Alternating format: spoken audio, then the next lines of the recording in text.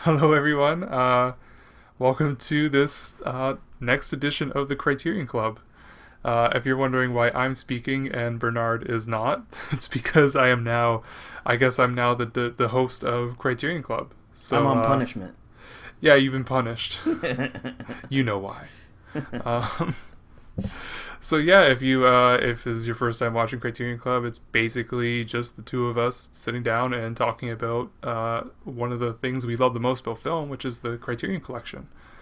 We We're both have a writers for waytooindie.com, by the way. I'm getting to that. I mean, like, jeez, man.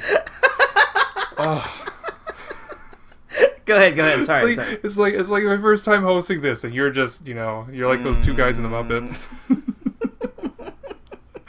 So yeah, if you didn't know, we're writers on waytooindie.com, a lovely website for independent film and music, and plenty more going on. We're taping this in March, which is our 5th anniversary. So please go on waytooindie.com and look around at all the crazy 5-year features we have. I guess I should get to our names. I'm CJ Prince. I am one of the writers on this lovely site, and my co-host, or guest, I guess.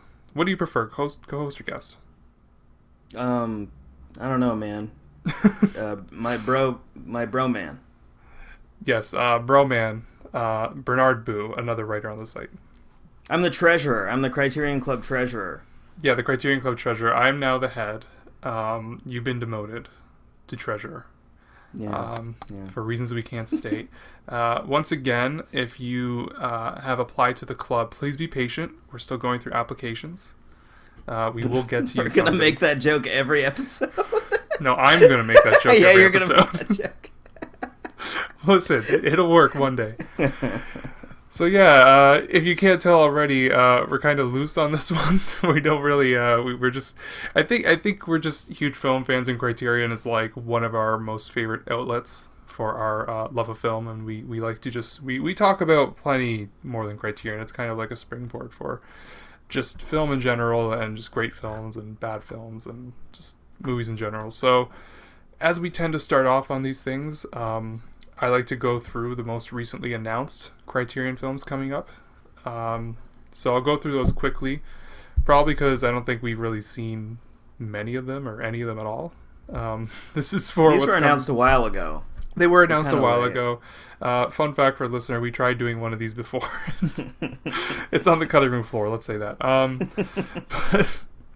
So quickly go through.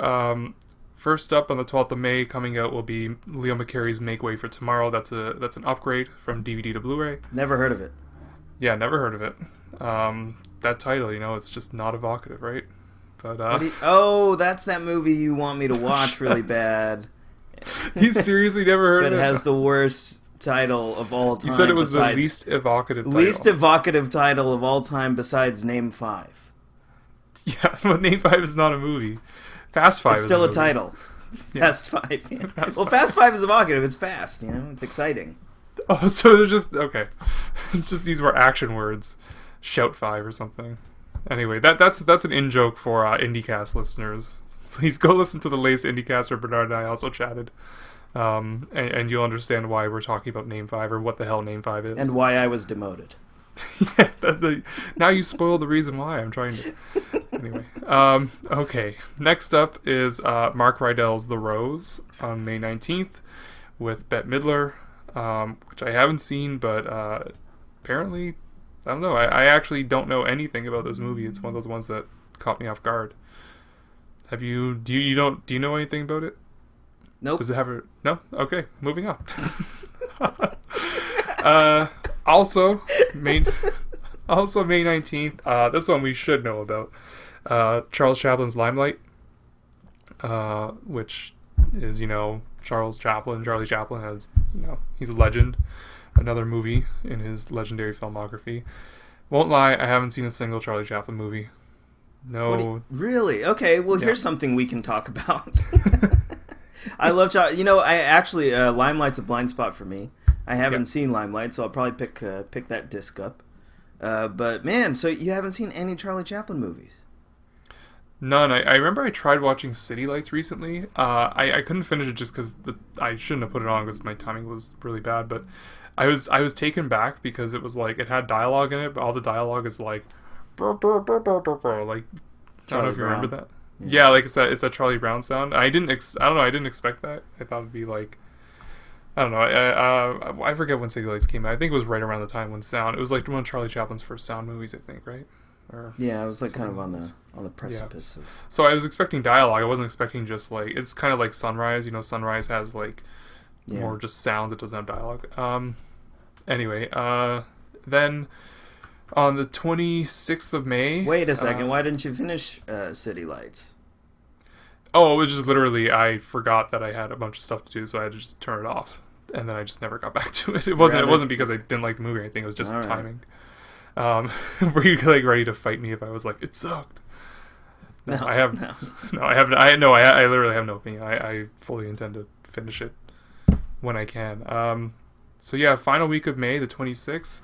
3 movies coming out. 2 by Costa Gavras, State of Siege and The Confession. Haven't seen either, but I'm a big fan of Zed, or as you would call it, Bernard Z.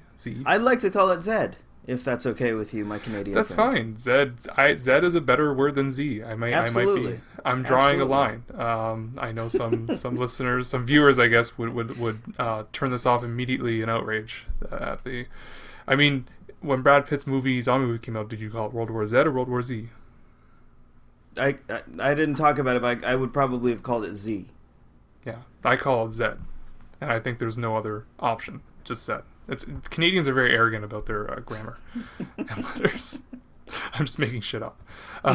So yeah, Zed's a great movie. I really want to see more Costa Gavras movies. So I think when I talked about the last time we tried to do this episode of Criterion Club, I talked about that I actually had the pleasure of meeting Mr. Gavras at an event over a year ago, like maybe 2 years ago. Yeah, and he's very surprisingly handsome man in person. Yes. You look at him in photos and he does not look like a handsome man. He looks like kind of a ghoulish person who came out of like I don't know. I'm not gonna be too mean, but he looks very old and frail. But in person, he's quite dashing, and everyone who was there was kind of talking about how good looking he was. So. Yes, with the add-on for his age.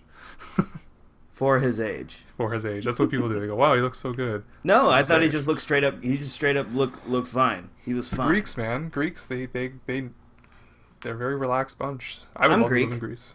Oh, really? Part Greek? How? What half? Quarter? 8th? 16th? You bastard. No, or do you actually have Greek? No. Heritage? No? I don't know. I'm an over person. I'm not judgmental. I know you're Filipino. Spoilers. You know what, man? Like for a couple years, there was this kid in school.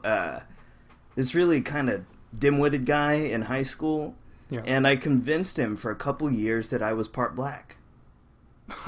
Really? Because I mean, I feel like, and it works. Like if you're a minority and you say that you're like half whatever, another minority, and you're talking to a white person, the white person's typically going to err on the side of safety or caution and just accept that you are part black if you say you are. Because if it's like that thing where you can't really ask a girl if she's pregnant ever.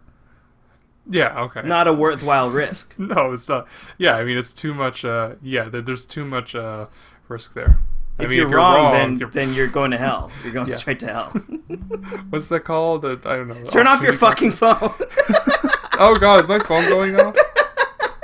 Or is that my phone? Is it my phone? There. Was that my... Okay, it might have been my phone. It was totally your phone. Oh, God. Damn it. Anyways, what else Great is going hosting on, skills. Great hosting skills. Just got my phone blaring. So, yeah. Costa Gavras. I had an amazing segue on that IndieCast episode, which if you haven't heard it, please go listen to. But it's a thing of beauty. Peak. That's my peak. It's amazing. I don't think I can segue that well ever again. But yeah, so that's the lineup. I'm sure anyone who's watching this who knows Criterion already knows the lineup plenty. Actually, I think next week.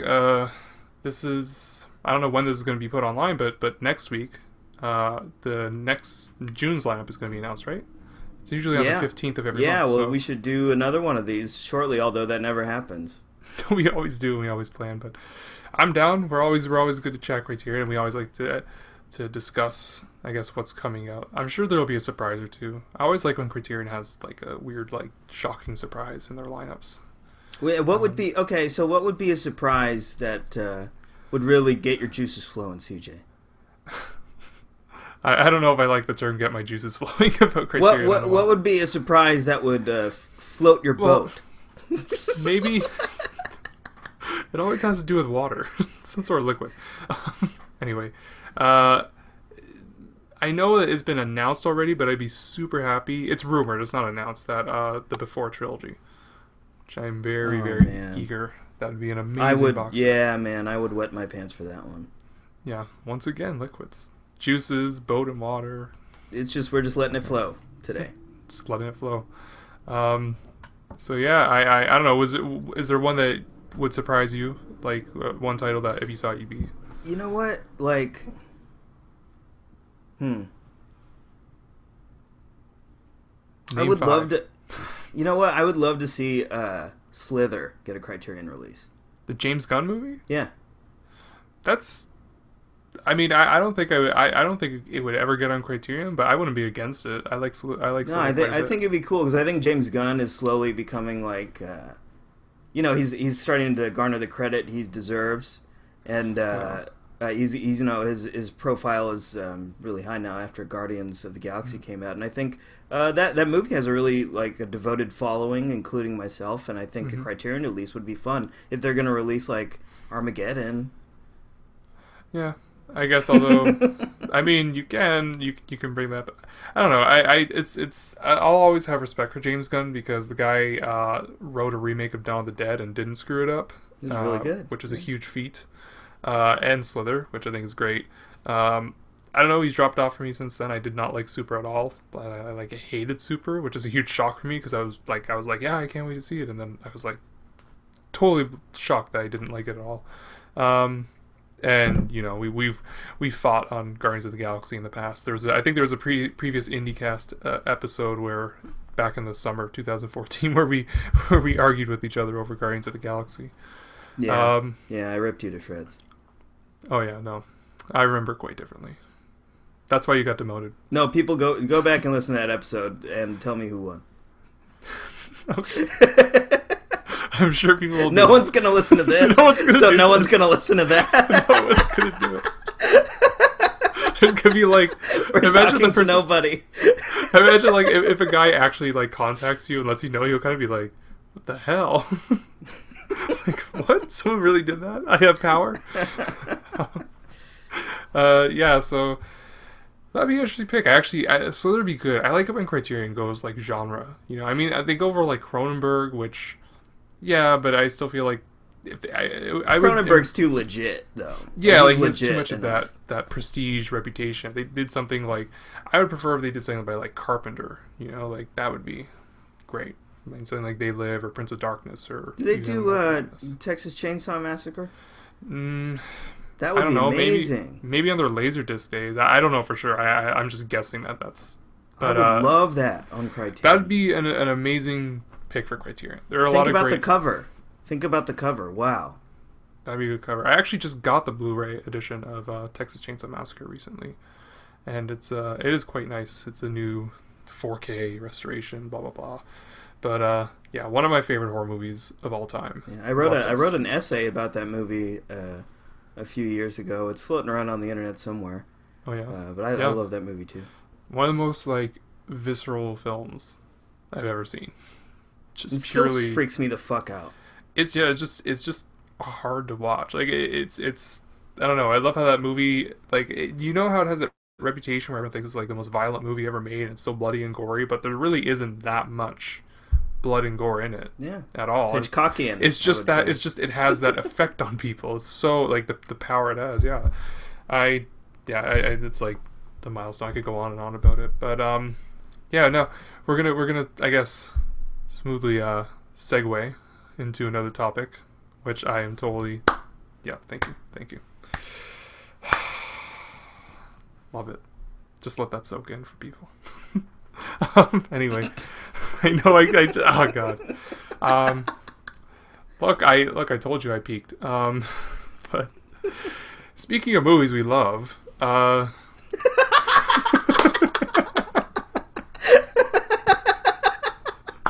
try another one. Try another one. Speaking of things we put into our eyes and ears, I don't know. See that one? Yeah, I mean that one. You just no reaction, just stunned silence. Yeah, that one creeps up on you, I guess. Yeah, it really makes you think. Creeps you out is what it creeps you out. It really makes you think about turning this off. No. We're going to talk about Criterion movies we've watched recently. Yes, we're going to talk about Criterion movies we watched recently because I think because we both write so much for the site and we do reviews and all that, it's hard to sometimes. We always focus on movies coming out now or coming out very soon. Very, very rare in my eyes, or at least for me personally, especially lately, to sit down and watch a movie from, ages ago, a classic or something, and usually when I try and watch an older film, it's going to be something on Criterion. So yeah, I mean, I'll let you start this one. What is a Criterion film that you've seen recently? I've watched a few recently. I'm trying to think of which one I should talk about. I'm going to talk about the Double Life of Veronique. I'd seen it before, but I haven't watched it in a while, and I'd say it's one of those movies that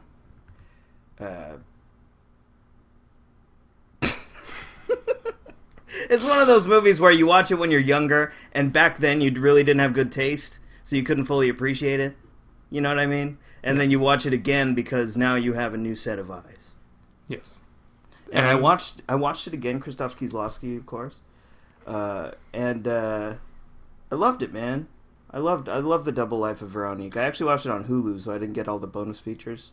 Oh. I really want to pick up the disc now. I should have picked it up at the 50% off sale they had a couple days ago. Yes, Criterion had a flash sale, which I could not participate in due to my Canadian citizenship and residency.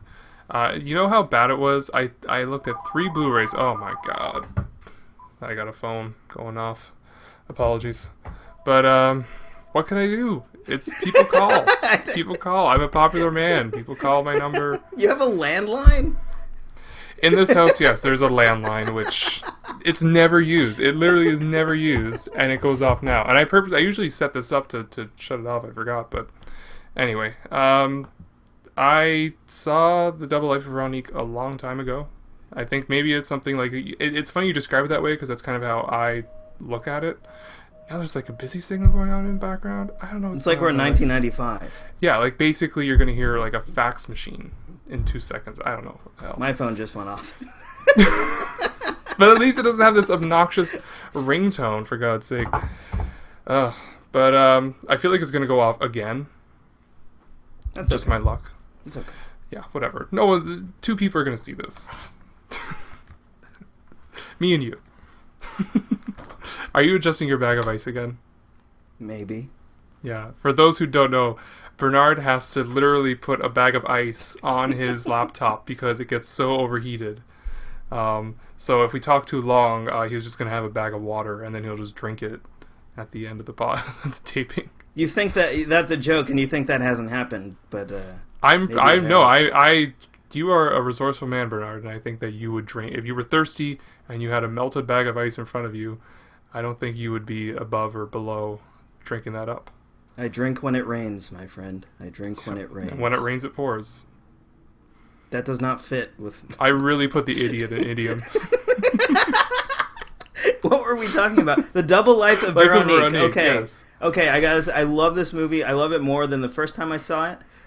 It's a really kind of... I'm a big fan of Mulholland Drive by David Lynch.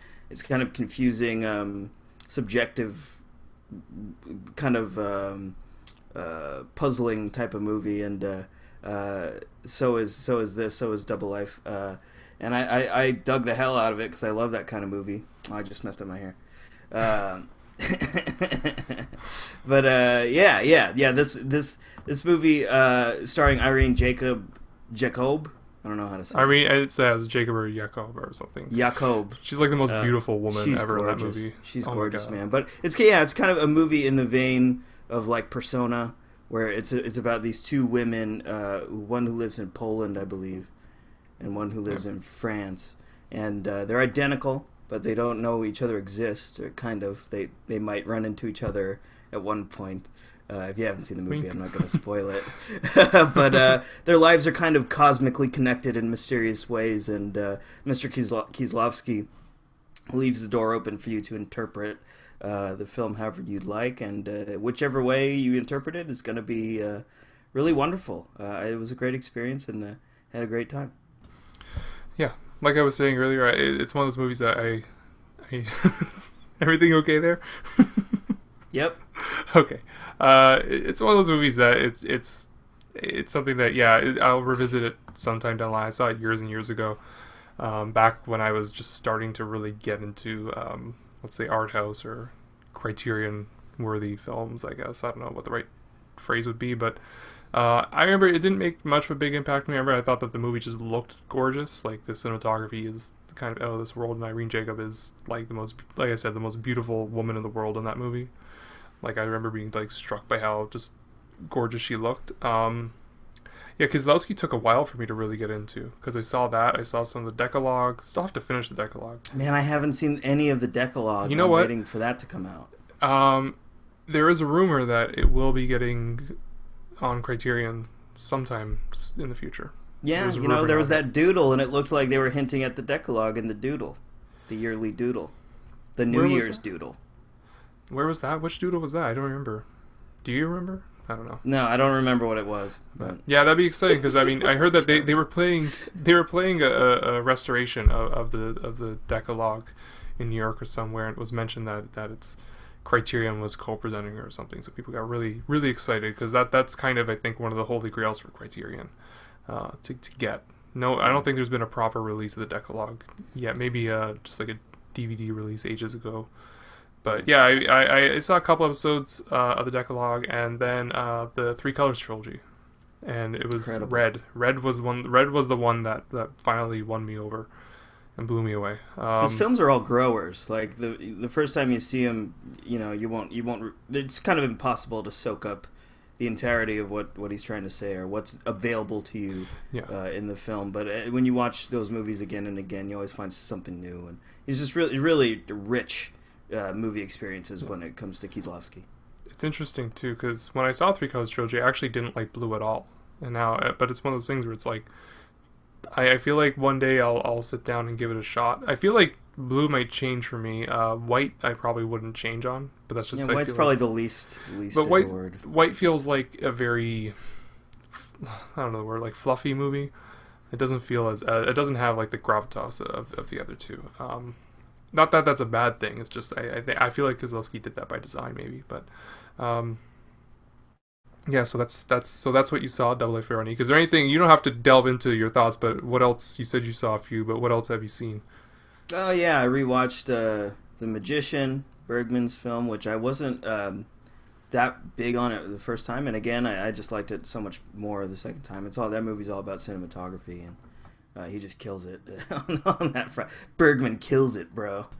In The Magician. And then what else? Oh, I saw did I say I saw Blowout? No, you didn't say you saw Blowout. I saw Blowout. I bought Blowout and I watched Blowout, and it's awesome. Movie that I don't remember liking it. I barely remember it, actually. You didn't like Blowout? I'm surprised. I would think you'd like that one. Yeah, well, I thought the same thing too. Like, I was totally into it.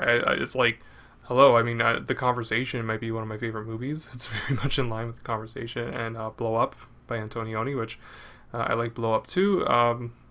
Yeah, so it's, but I don't know. I remember I barely remember it. It's weird too, because I didn't watch it that long ago, maybe 2 years ago or so. But I have very little memory of it. So, but De Palma is one that I need to get into more. I remember loving Body Double. I saw Body Double when I was like 12, though. So don't ask.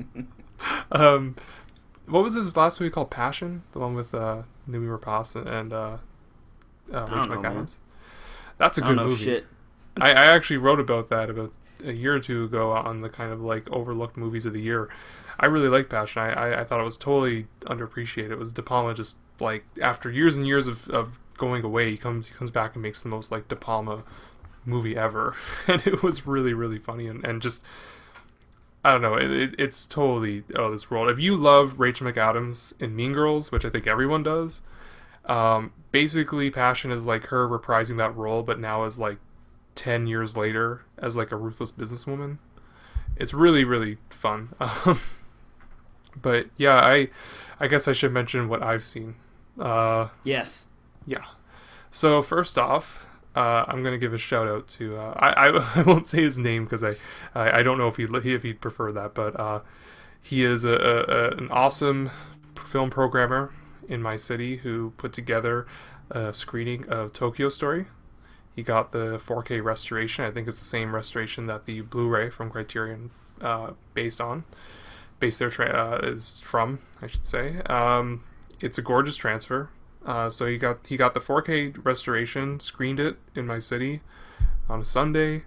I was like, well, I'm going to go see that because I'd never seen anything by Ozu before, and like I'm not going to pass up the opportunity to go see a movie by him, by this master filmmaker for the first time in theaters. I like Tokyo Story. I wasn't over the moon about it. That doesn't mean I didn't like it. It's just, when you see a movie that's considered one of the greatest films of all time, you watch it and you don't think it's one of the greatest films of all time, you're kind of like, huh? But it's quite good. You can shake your head, fine. They can't see me doing that. You're oh, like it's gonna okay. They don't. It only shows me when I make sound.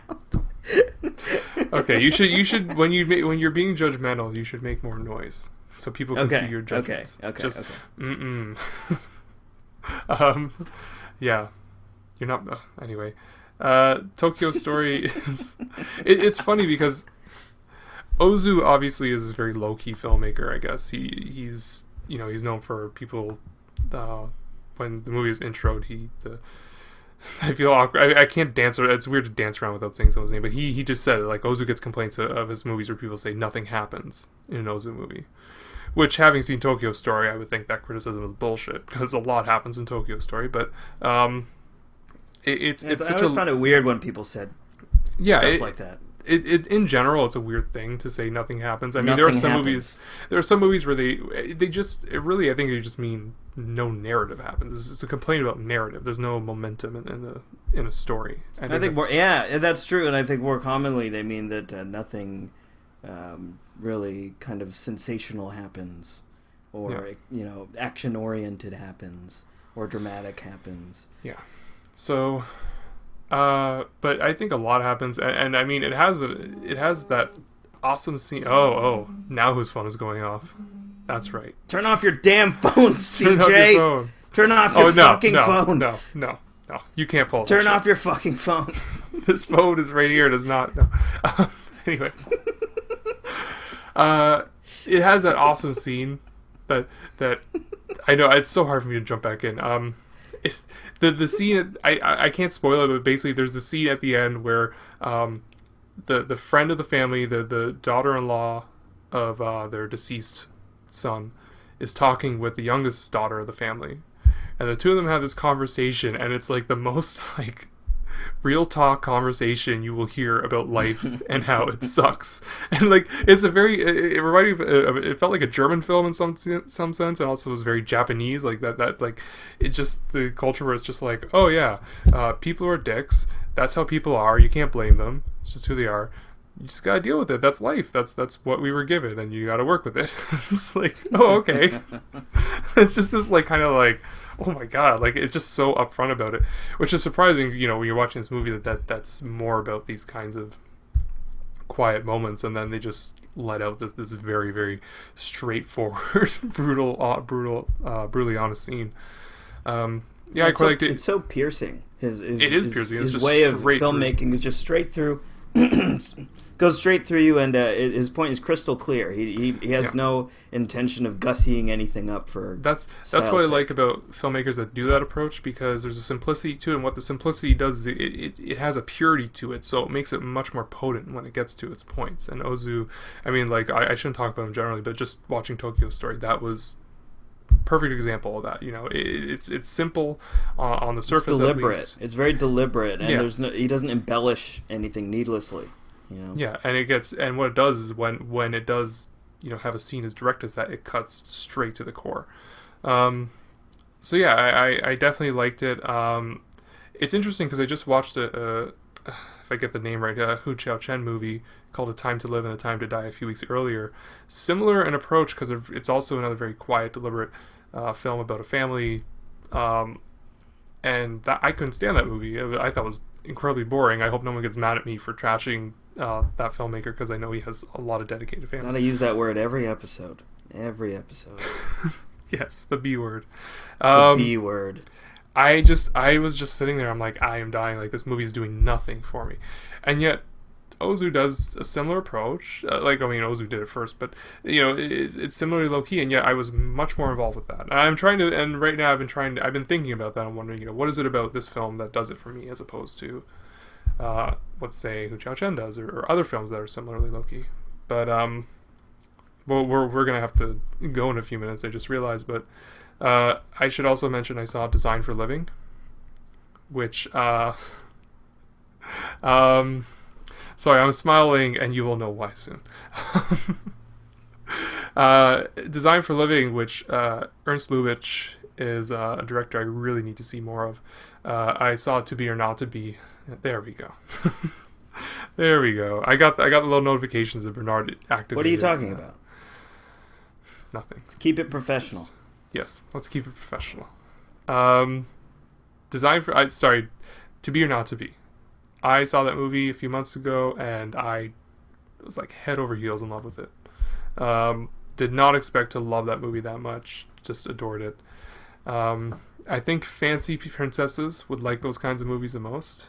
You know, princesses who really like to read with one eye. But yeah, fancy princesses and circus freak shows who are bearded ladies would totally enjoy that film. I think it would appeal to them greatly. I think Ernst Lubitsch, who I believe he was German, right?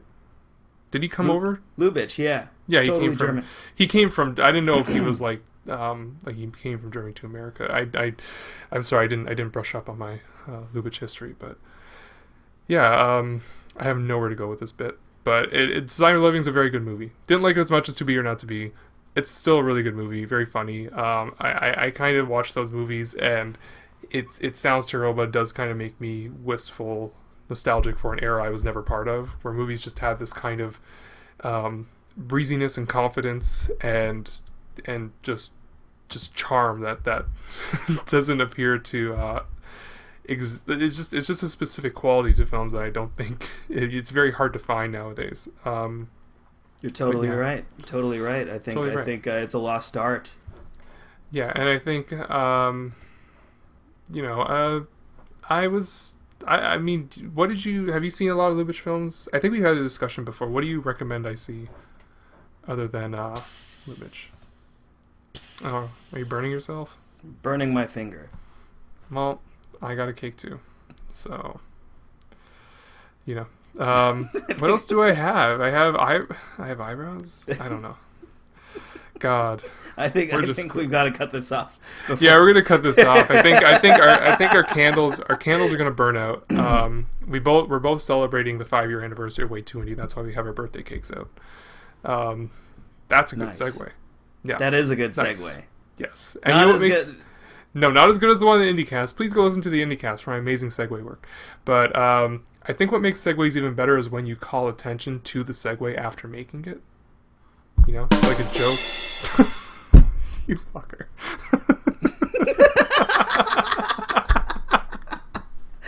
This is totally no. We're not doing a do-over. This is totally going online now. This is totally going online. We're doing it live. This is basically what the first time we tried to do this episode. This is what it was the whole time. It was like 3 times as long and even more inane and weird and so. We're cutting it off. Take it home, CJ. Take us home. All right, so Bernard, where can we find you on social media? On Twitter, I'm at BJ_Boo. Okay, and what's your social security number? 555-55-5555. Great. And what's your phone number? 555. Good. 55. Great. 5. Great. 5555. Great. All right. Security question. What's your mother's maiden? Okay, I'm stopping. Okay, and you can find me on Twitter at CJ_Prin. That's at CJ_PRIN. Yeah, follow Way Too Indie on Twitter at Way Too Indie. Like us on Facebook. Subscribe to the Way Too Indie Cast on iTunes.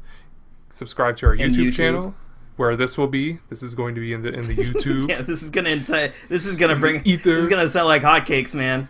Please leave comments about if I should change the ringtone of the landline, if we should change the effects, anything of the sort.